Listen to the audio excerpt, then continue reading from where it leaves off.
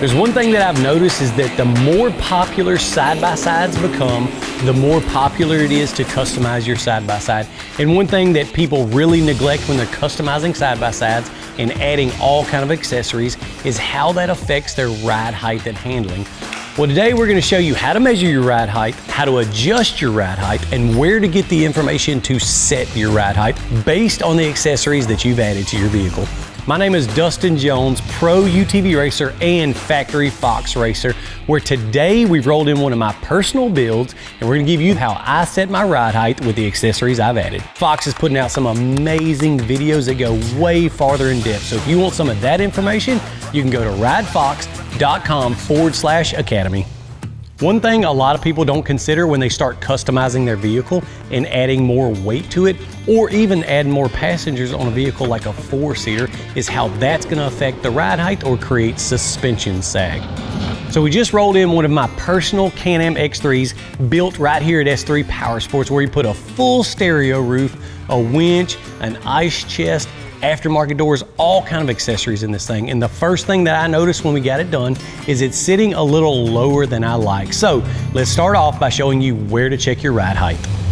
There's a couple of things that you need to check your ride height. A, you're gonna start with a tape measure. B, you need to find a really flat surface that you can get a good, accurate measurement of your ride height.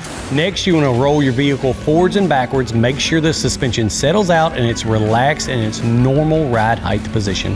You're gonna wanna find a nice flat spot on your frame to check your ride height. The first position is right behind the front differential and rear lower A-arm mount, where it's the flat part of the skid plate. And I'm gonna go from the ground to the skid plate and check what that ride height is. Next, I'm gonna move to the rear of the car, under the transmission, and again, I'm gonna measure from the ground to the bottom of the skid plate. So now that you have your ride height measurement, Fox has some really cool information on their website that tells you what your ride height should be, how to adjust your spring length, and how to adjust the compression and damping settings.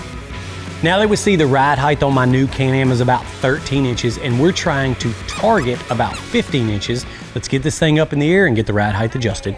So you're gonna wanna grab a floor jack, get under a solid part of the frame, jack the car up so you get all of the weight off your springs, and it makes it a whole lot easier to adjust ride height. Once you get the vehicle jacked up and the tires completely off the ground, go ahead and push down on your tire a little bit to make sure the springs are as relaxed as they can be.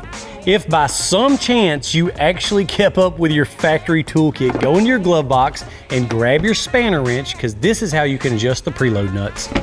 Just to make it a little easier, we've pulled off a shock from our race car and mounted it over here on the vise to show you how to make these adjustments. The first thing I'm gonna do is get some lubricant and spray the threads of the shock body so that these preload nuts will turn really easily.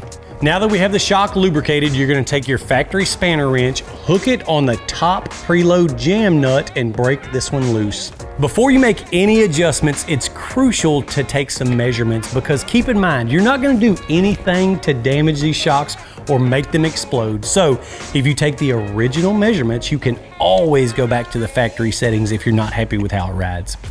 The first thing you're going to check is overall spring length, which means you go to the flattest part of the spring on the bottom and the flattest part of the spring on the top, and you check that measurement and write it down.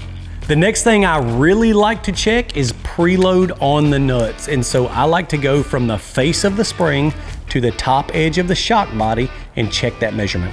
So now that you have those measurements, you can start increasing the preload on the springs so that it will actually increase the ride height of the vehicle. A lot of times if the springs are loose, you can grab them by hand and turn them to adjust that preload. But if not, you can take your time, use your spanner wrench, and turn it a little bit at a time.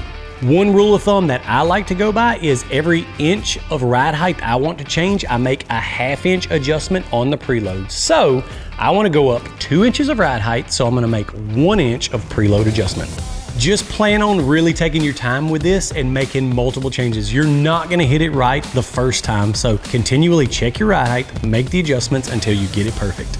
Make sure you're recording all of your adjustments, because you can always go back to your original settings.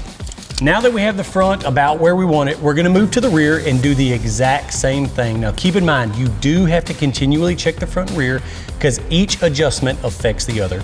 Between each adjustment, make sure you pull the vehicle back and forth to settle the suspension to get an accurate measurement. That's how we adjust the ride height here in the S3 shop based on the information you can get from Fox. Now keep in mind, this could continually change if you're adding more accessories or if you're taking more people for rides. So be ready to make some adjustments and don't be worried to tear anything up because you can always go back to the original adjustments. If you want to go farther in depth with the Fox Academy videos, go check them out at ridefox.com/academy. And thanks again for tuning in.